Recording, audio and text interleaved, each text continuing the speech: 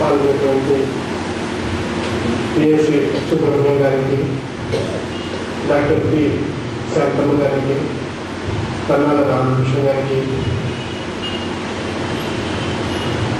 సుబ్బారావు గారికి,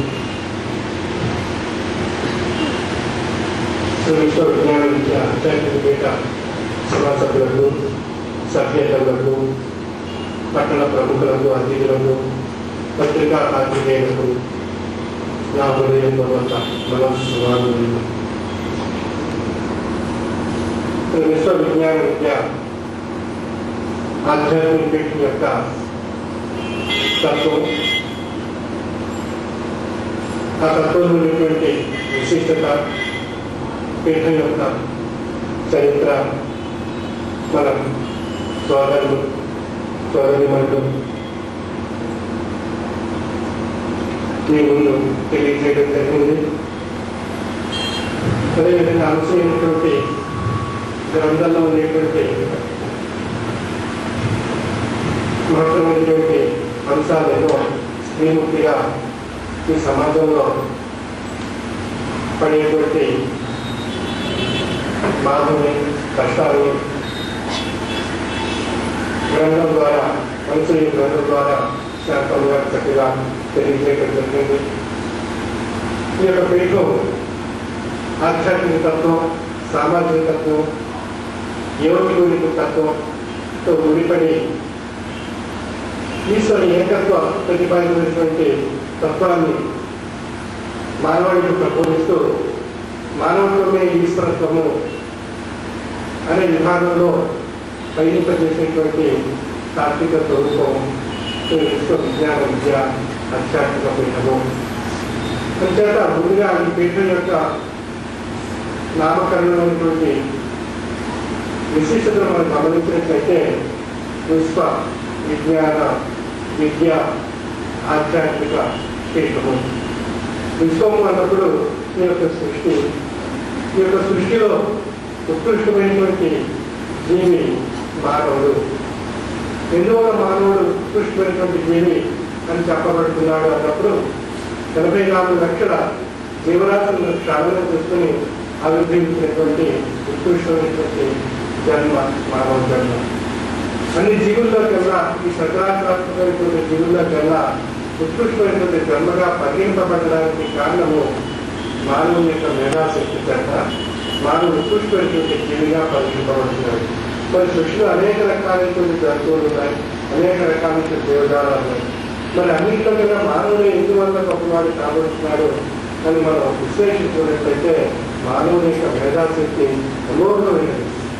ఆ మేధాశక్తి ఉన్నంతసేపు ఆ మానవ స్వరూపం, ఆ జీవనకు ఒక చక్కని వ్యవస్థగా, ఒక చక్కని ఉత్కృష్టమైనటువంటి స్వరూపంగా నిరూపణ కాబడుతుంది.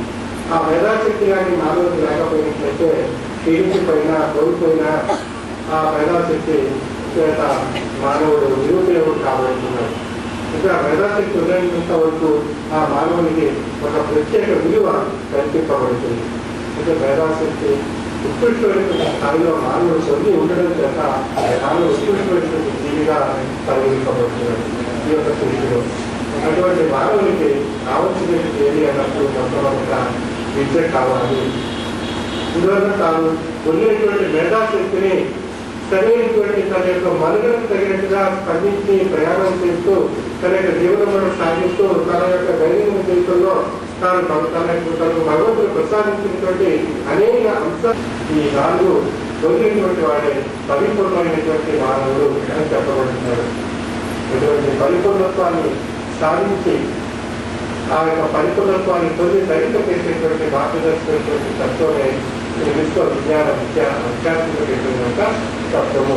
అంటే మనుగడకు కావాల్సినటువంటి విద్య, విజ్ఞానము, సంస్కారము, ఆధ్యాత్మిక తత్వం ద్వారా మానవత్వమే ఈశ్వరత్వం అనేటువంటి విధానంలో పైరుక చేసేటువంటి తాత్విక స్వరూపం విశ్వ విజ్ఞాన విద్య ఆధ్యాత్మిక. అందుకే సర్వేశ్వరైనటువంటి భగవంతుడు అంతటా వినియోగటువంటి ఉత్కృష్టమైనటువంటి రసస్వరూపము. ఆ రసస్వరూపాన్ని అనేక మతాలుగా, అనేక వర్గాలుగా, అనేక కులాలుగా, అనేక వర్ణాలుగా మానవుడు తనకు తానుగా సృష్టించుకొని, విభజించుకొని తాను ఈ యొక్క మనుగడ సాగించడం అనేటువంటి కార్యక్రమాలు అనేటువంటి కార్యక్రమంలో తమ యొక్క ఉత్కృష్టమైనటువంటి విధానంలో మేధాశక్తి చేత అనేక రకాలైనటువంటి విషయాలు కల్పించుకుని ప్రయాణం సాగించడం జరుగుతుంది.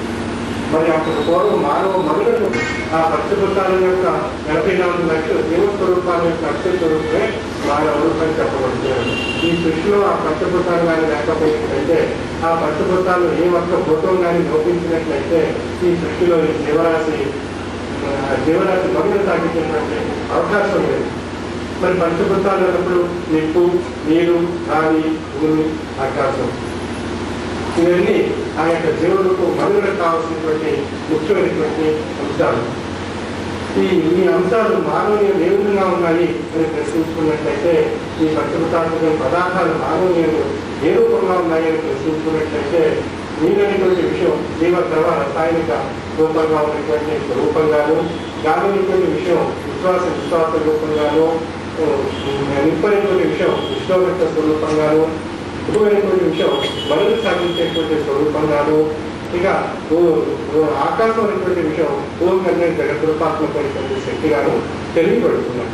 ఈ పంచభూతాత్మకమైన పదార్థాలుగా ఉన్నటువంటి ఈ గాలి అనేటువంటి విషయాన్ని మనం ప్రసారం తీసుకున్నట్లయితే, ఈ సృష్టిలో గాలి స్తంభించిపోయినట్లయితే మానవుడు విశ్వాస రూపంలో గాలిని పొందలేదు. అందుచేత విశ్వాస విశ్వాసం ఎప్పుడైతే ఆగిపోయిందో ఈ జీవస్వరూపం అంతరించిపోయేటువంటి అవకాశం ఉంది, క్షీణించిపోయేటువంటి అవకాశం ఉంది, ఓడిపోయేటువంటి అవకాశం. అందుచేత భౌతికంగా ఉండేటువంటి పంచభూతాత్మక పదార్థంగా ఉన్నటువంటి గాలి అనేటువంటి విషయం మానవుని విశ్వాసంగా తెలియబడుతుంది.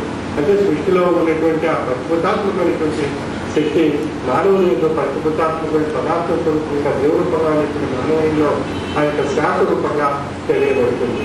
అంటే పంచభూతాల యొక్క అంత్య స్వరూపమే మానవుడు అనేటువంటి ఉత్కృష్టమైనటువంటి రసస్వరూపమైనటువంటి శక్తి ఏర్పడినట్టు మనకు తెలియబడుతుంది.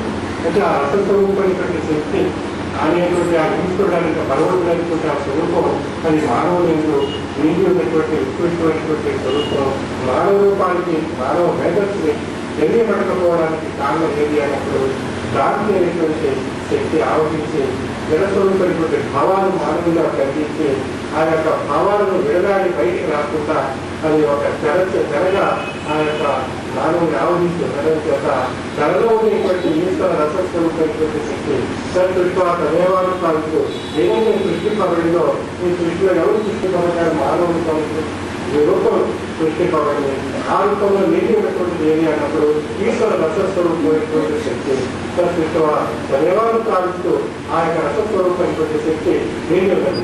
ఆ నీటి ఉన్నటువంటి రసస్వరూపమైనటువంటి శక్తి తెలియబడకపోవడానికి కారణం తెలియబడినటువంటి అన్నప్పుడు జడస్వరూపమైనటువంటి శక్తి. ఆ జడస్వరూపమైనటువంటి శక్తి అది భౌతికంగా క్రాంతిగాను అంతర్లీనంగా అది అక్షరకాల రూపంగాను ఆ యొక్క మానవ రూపాన్ని ఆవహించి ఉన్నాయి.